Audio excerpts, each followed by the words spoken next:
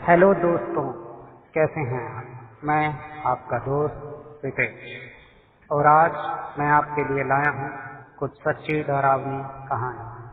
तो अगर आप भी डरावनी कहानियों के शौकीन हैं तो मेरे चैनल को अभी सब्सक्राइब करें, क्योंकि मैं आगे भी आपके लिए ऐसी डरावनी कहानियाँ लाता रहूँगा। तो अपने अपने हेडफोन लगाएं और खो जाएं खौफ की दुनिया में। मैं एक बहुत छोटे से गांव में पला बड़ा हूं। आपने कभी कोई छोटा गांव देखा है? छोटा गांव मतलब जहां मुश्किल से 1000 लोग रहते थे, जहां सब एक दूसरे को नाम से जानते थे। ऐसे गांव जो कि सिर्फ बच्चों की कहानियों में ही पढ़ने को मिलते हैं। और ऐसे ही एक छोटे से गांव में रहते हुए हमारे घर के बगल में ही हमारा एक 80 एकड़ खेत हुआ करता था। गांव के सब घर एक दूसरे से बहुत दूर दूर थे। गांव में सिर्फ एक पोस्ट ऑफिस हुआ करता था। मेरे साथ वहां जो कुछ हुआ उसके बावजूद मुझे उस जगह से बहुत प्यार है। मेरे ग्रैंड पेरेंट्स उस जगह पर बाहर से आकर बसे थे और बहुत मेहनत से उन्होंने अपना घर और वो खेत तैयार किया था। वो लोग बहुत ज्यादा रिलीजियस तो नहीं थे, लेकिन कभी कभार ऊपर वाले का नाम जरूर ले लिया करते थे। बचपन में बड़े होते हुए मेरे मम्मी पापा अक्सर काम में ही बिजी रहते थे, तो मेरे दादा दादी ही मेरा ख्याल रखते थे। सच बताऊं तो आज मैं जो कुछ भी हूं वो सिर्फ अपने दादा दादी की वजह से ही हूं। और मुझे यकीन है कि उन्होंने ही मुझे इतने सालों तक उन काली ताकतों से बचा के रखा जो मैं आपको अभी बताने वाला हूं। मेरे पापा को शुरू से ही नशे की लत थी। अक्सर वो नशे में ही रहते थे और उनको होश भी नहीं रहता था। और जब भी ऐसा होता तो मैं मेरी दादी के साथ ही रहता। मेरी मम्मी का शुरू से ही भूत प्रेतों और जादू टोने से बहुत जुड़ाव था, और शायद ये भी एक रीजन है कि क्यों मेरे साथ ये सब हुआ। मेरी मम्मी बहुत एक्सपर्ट तो नहीं थी इन सब चीजों में, लेकिन वो सिर्फ शौक के लिए ये सब चीजें किया करती थी। ना ही इन सब चीजों पर उनका कोई कंट्रोल था। मुझे अच्छे से याद है, एक बार जब मैं करीब 11 साल का था, मैंने अपनी मम्मी के चीखने की आवाज सुनी। मुझे ये तो याद नहीं कि वो क्या बोल रही थी, लेकिन इतना याद है कि जो आवाज उनके मुंह से निकल रही थी वो बहुत अजीब सी थी। कमरे में भी इतनी ठंड हो गई थी कि मानो किसी बर्फीले इलाके में हूं। मुझे देखते ही जैसे मेरी मम्मी होश में आई, उन्होंने जल्दी से मुझे कंबल में लपेट दिया और साथ बने बाथरूम में ले गई। मैं कंबल में इतनी जोर से लिपटा हुआ था कि मेरे हाथ और पैर भी सो गए थे। मम्मी मेरे को साथ में बने बाथरूम के फर्श पर ले जाकर बैठ गई। सामने कमरे में हल्की हल्की लाइट जल रही थी, और उस वक्त जो मैंने देखा उसे मैं जिंदगी भर नहीं भुला पाऊंगा। मैंने देखा कि मेरे पापा सामने बेड से करीब 1 फुट ऊपर हवा में झूल रहे हैं। मेरे पापा हवा में ही बुरी तरह छटपटा रहे थे, लेकिन उनके मुंह से कोई आवाज नहीं निकल पा रही थी, जैसे कि कोई उनका गला दबा रहा हो। बहुत डरावना मंजर था वो। मेरी मम्मी ने मुझे फर्श पर लेटाया और बिल्कुल ना हिलने को बोला और आंखें बंद करने को बोला। मैं बहुत ज्यादा डरा हुआ था। मैंने थोड़ी थोड़ी आंखें खोल के देखा कि मेरी मम्मी कमरे में जा रही हैं। उन्होंने बाइबल उठाई और उसके एक पेज को जोर जोर से पढ़ने लगी, ठीक मेरे पापा के सामने। वो अभी भी छटपटा ही रहे थे। और फिर अचानक से मेरे पापा नीचे बेड पर गिर गए। उसके बाद क्या हुआ मुझे ठीक से तो याद नहीं, लेकिन उस रात के बाद से मैंने अपने मम्मी पापा के साथ सोना बंद कर दिया। मैं अपने दादा दादी के साथ ही सोता था और उन्हीं के साथ ही ज्यादा वक्त बिताने लगा। मैंने कई बार अपने मम्मी पापा से उस रात के बारे में पूछने की कोशिश की, लेकिन उन्होंने मुझे कुछ नहीं बताया। बस हर बार यही बोल के टाल देते कि अभी तुम छोटे हो। इसके बाद भी मैंने कई बार ऐसे डरावने वाक्य देखे हैं, और सच बताऊं तो इन सब चीजों से मुझे अब बिल्कुल डर भी नहीं लगता, क्योंकि मुझे इनकी आदत सी पड़ गई है। लेकिन जो मेरे साथ अभी कुछ दिन पहले हुआ, वैसा मेरे साथ पहले कभी नहीं हुआ था। उसने मुझे अंदर तक हिला के रख दिया। मेरे शरीर का एक एक हिस्सा कांप जाता है उसको याद करके। अब हर वक्त दिल में एक डर सा रहता है। मेरे दादा दादी जी की मौत के बाद हमारा 80 एकड़ का खेत, उसकी पूरी जिम्मेदारी मेरे और मेरे पापा के ऊपर ही आ गई थी। मैं उन दिनों शहर के कॉलेज में पढ़ा करता था।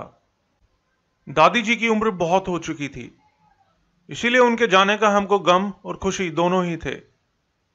गम इस बात का था कि वो हमें छोड़ के चली गई, और खुशी इस बात की थी कि उनका जिंदगी की परेशानियों से पीछा छूट गया। उस रात हम सभी लोग घर में ही बैठकर पुरानी बातें याद कर रहे थे। सभी रिश्तेदार साथ थे, अच्छा माहौल था। हम पुरानी बातें याद करके हंस भी रहे थे और रो भी रहे थे। अगले दिन सब अपने अपने घर चले गए। करीब एक हफ्ते तक घर का माहौल बिल्कुल अच्छा रहा, कुछ भी अजीब सा नहीं हुआ। अब सोचता हूं तो लगता है कि शायद एक हफ्ते तक मेरी दादी जी की आत्मा वहीं थी, ये देखने के लिए कि हम सब ठीक हैं या नहीं। और जब उनको यकीन हो गया कि हम ठीक हैं, तो वो भी इस दुनिया से चली गई। हमने उनको दादाजी के बगल में ही दफनाया था, और एक हफ्ते बाद ही घर का माहौल भी बिल्कुल बदल गया। गर्मियों के दिन थे, लेकिन फिर भी घर के अंदर और बाहर बहुत ठंड रहती थी। उस रात वहां सिर्फ मैं और पापा ही थे, और पापा भी निकल ही रहे थे। निकलने से पहले उन्होंने मुझसे पूछा कि मैं भी साथ जाना चाहता हूं क्या, लेकिन मैंने मना कर दिया। मैंने बोला मैं यहीं रुक जाऊंगा। पापा ने मेरी तरफ देखा, शायद वो मुझसे कुछ बोलना चाह रहे थे, लेकिन बिना कुछ बोले वहां से चले गए। मैं गैराज के सामने ही खड़ा था। मैंने एक सिगरेट जलाई। सिगरेट पिए हुए मुझे कई साल हो गए थे, लेकिन आज सिगरेट पीने का बहुत मन कर रहा था। रात का समय था, बाहर घुप अंधेरे में जलते हुए एक बल्ब के चारों तरफ हजारों कीड़े उड़ रहे थे।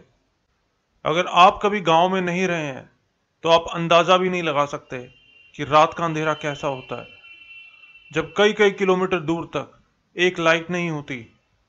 आसमान के सितारे ऐसे दिखाई देते हैं मानो वो आपसे ही बातें कर रहे हों। आप पूरी की पूरी गैलेक्सी इस आसमान में देख सकते हैं। मेरे लिए उस तरह का नजारा कोई नया नहीं था। मैंने लाइट बल्ब बंद कर दिया, लेकिन इस बार अंधेरा होने पर ना जाने क्यों दिल में अचानक बहुत ज्यादा डर आ गया। लेकिन क्यों, मैं सोच रहा था। इस जगह पर तो मेरा पूरा बचपन बीता था, और मैं ना जाने कितनी बार यहां अंधेरे में अकेला सोया हूं, तो आज डर क्यों लग रहा है। हवा में एक अजीब सी दहशत थी, और मैं उसको बहुत अच्छे से महसूस कर पा रहा था। मैंने सिगरेट जमीन पर गिराई, और जैसे ही गैराज का दरवाजा बंद करके अंदर जाने लगा, मुझे गैराज की टिन की बनी छत पर कुछ गिरने की आवाज सुनाई दी। मैंने जल्दी से दरवाजा बंद कर लिया और अंदर दूसरे दरवाजे से घर के अंदर चला गया। जब मैं गैराज का दरवाजा बंद करके अंदर जा रहा था, तब मुझे अपनी नजर के कोने से बाहर अंधेरे में दो पैर दिखाई दिए। मैंने घर के अंदर जाकर सारे खिड़की दरवाजे बंद कर दिए, खिड़कियों ऊपर पर्दा भी लगा दिया, और 3-3 बार चेक किया कि दरवाजे और खिड़कियां अच्छे से बंद हैं या नहीं। मैं अंदर किचन में जाकर छुप गया। मेरे हाथ में एक लोहे की रॉड थी। माहौल में एक अजीब सी सर्द खामोशी थी। मैं अपनी सांसें भी सुन पा रहा था कि तभी मुझे ठीक मेरे ऊपर छत पर किसी के चलने की आवाज सुनाई दी। वो जो कुछ भी था बहुत भारी था। मेरी आंखों से आंसू निकल रहे थे। दिल में डर भी था और गुस्सा भी। मुझे लग रहा था कि आज मेरी जिंदगी का आखिरी दिन है। मैं अपने पापा को फोन करके बुलाना चाहता था, लेकिन मुझे यकीन था कि मैं नहीं बचूंगा, और मैं अपने पापा को भी किसी मुसीबत में नहीं डालना चाहता था। मैं रो नहीं रहा था, लेकिन फिर भी मेरी आंखों से आंसू लगातार निकलते जा रहे थे। तभी मुझे कमरे की खिड़की पर पंजों के रगड़ने की आवाज सुनाई दी। वो जो कुछ भी था उस खिड़की को तोड़कर आसानी से अंदर आ सकता था, लेकिन शायद वो मुझसे खेल रहा था। उसको मुझे डराने में मजा आ रहा था। उसके बाद मुझे नहीं पता मुझे क्या हुआ, लेकिन मेरी आंख सुबह 6:30 बजे खुली। रात में एक बार भी मेरी आंख नहीं खुली। ना ही मुझे ये याद कि मेरी आंख कब लगी। लेकिन जब मैं उठा तो मुझे ऐसा महसूस हुआ कि मेरे अंदर से बदबू आ रही है। मैंने ज्यादा ध्यान नहीं दिया। माहौल में वही सर्द मनहूसी अभी भी बनी हुई थी। मैंने जल्दी से दरवाजा खोला और अपनी कार लेकर अपने पापा के यहां चला गया। जाते हुए मैंने देखा कि जमीन पर पंजों के निशान हैं, जैसे किसी बिल्ली के पंजे होते हैं ना, बिल्कुल ऐसे। फर्क सिर्फ इतना था कि वो बहुत बड़े थे और हमारे इलाके में तो कोई बिल्लियां भी नहीं थी। मैंने अपने पापा को कुछ नहीं बताया। मेरे पापा वैसे ही परेशान रहते थे और हमें खेत में बहुत सारा काम भी करना था और मैं उनकी परेशानी और नहीं बढ़ाना चाहता था। अगले दिन सुबह सुबह मैं और पापा वापस खेत में जाने लगे। खेत में हमारी फसल तैयार थी और हमको उसे काटने का प्लान बनाना था। वहां पहुंचे तो हमने घर के पास कुछ पड़ा दिखाई दिया। मैंने कार रोकी और उसकी तरफ जाने लगा। दूर से देखने पे लगा कि कोई भेड़ लेटा हुआ है, लेकिन पास पहुंचे तो देखा कि वो भेड़ की बची खुची लाश थी। मेरे पापा 2 मिनट वहीं खड़े उसे देखते रहे। फिर गैराज में जाकर एक बड़ा सा डंडा निकाल के लाए उसको वहां से हटाने के लिए। पापा ने बोला कि शायद कोई कुत्ता इस लाश को यहां घसीट के ले आया होगा, लेकिन हमारे आसपास कोई भेड़ नहीं पालता था, तो वो लाश वहां कैसे आई? हमको कुछ समझ नहीं आया। मेरे पापा उस बारे में बात नहीं करना चाह रहे थे, शायद इसीलिए कि कहीं मैं डर ना जाऊं। उसके बाद हमने कुछ घंटे वहीं काम किया। घास जो कि बहुत बड़ी बड़ी हो चुकी थी उसको काटा और बाकी साफ सफाई की और फसल काटने का प्लान बनाया। काम करते करते कब अंधेरा हो गया पता ही नहीं चला। शाम को हम कुछ देर घर के अंदर गए और रेस्ट किया। उसके बाद पापा ने बोला कि अब उनको जाना है। मैंने उसी वक्त बोला कि मैं भी साथ चलूंगा। पापा ने हैरानी से पूछा कि कल तो तुम कह रहे थे कि तुम यहीं रहोगे, तो आज क्या हुआ?" मैंने हड़बड़ाते हुए बोला, ऐसे ही, यहां मन नहीं लगता।" पापा हंसने लगे। फिर मैंने कार स्टार्ट की और हम वहां से जाने लगे। कार की तरफ जाते हुए साइड में बने खेत में मुझे किसी के चलने की आवाज सुनाई दी। वो जो कुछ भी था बहुत करीब था। मैंने जल्दी से पापा को कार में बैठने को बोला। पापा कंधे झटकते हुए आराम से कार में बैठने लगे, लेकिन तभी मैंने खिड़की से बाहर अंधेरे में किसी परछाई को खड़े देखा। हमारी फसल बहुत ऊंची थी, लेकिन फिर भी फसल उस परछाई के घुटनों तक ही पहुंच रही थी। अंधेरा होने के बावजूद मैं देख पा रहा था कि उस परछाई का सर बहुत अजीब सा था, जैसे कि वो एक तरफ झुका हुआ है। मेरे पापा ने भी उसको देखा और पापा कार से बाहर निकल के उसको देखने जाने लगे, लेकिन मैंने पापा का हाथ पकड़ के खींच लिया और कार लॉक कर दी और जोर से एक्सीलेटर दबाकर कार को भगा के ले जाने लगा। खेतों के बीच से कच्चे रास्ते से कार ले जाते हुए धूल ही धूल उड़ रही थी कार के चारों तरफ। मेरे पापा चिल्लाने लगे कि ये क्या कर रहे हो, लेकिन मुझे पता था कि हमें बस वहां से निकलना है। मैंने साइड व्यू मिरर से देखा कि वो परछाई अभी भी हमारा पीछा कर रही थी। उसके सिर पर बड़े बड़े सींग थे। मैं शीशे में उसे देख ही रहा था कि मेरे पापा ने मुझे झटका देते हुए दूसरी खिड़की की तरफ देखने का इशारा किया।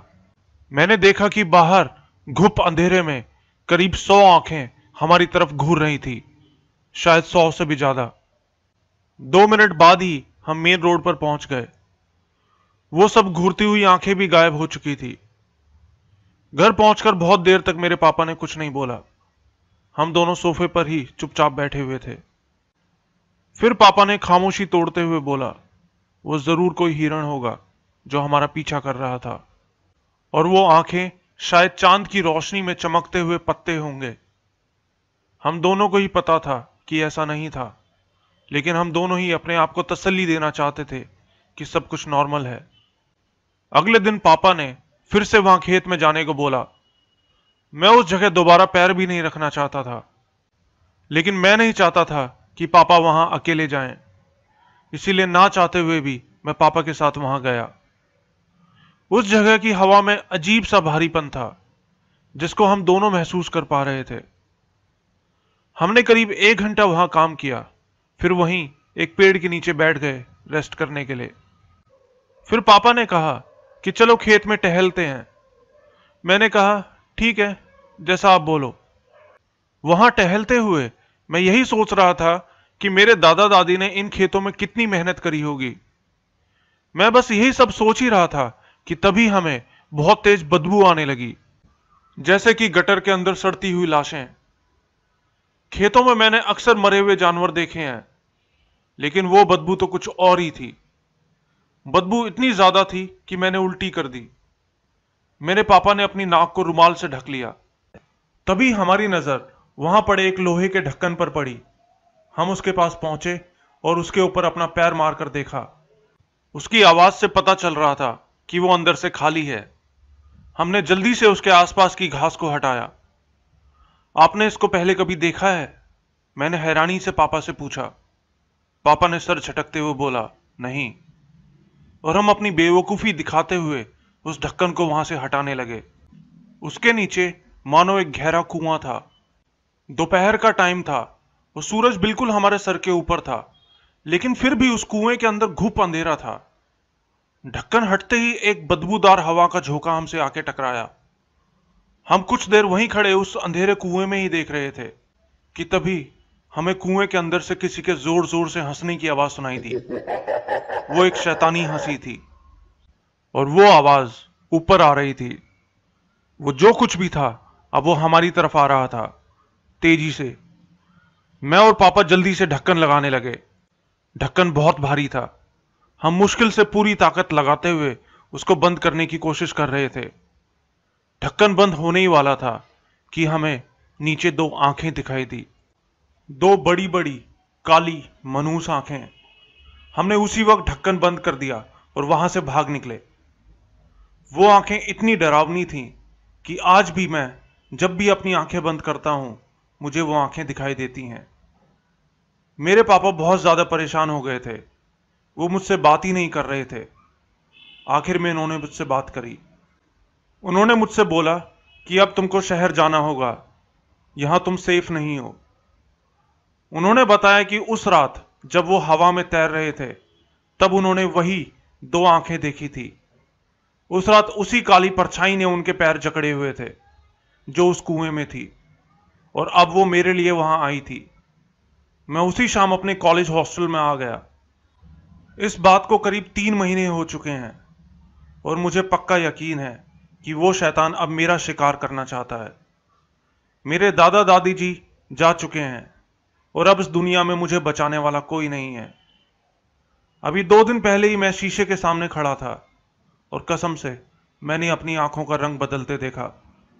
मैंने देखा कि वही 2 शैतानी आंखें शीशे के अंदर से मुझे घूर रही हैं। मुझे नहीं पता आगे क्या होने वाला है, लेकिन मुझे यकीन है कि अब मैं नहीं बचूंगा और हो सकता है कि अगला नंबर आपका ही हो।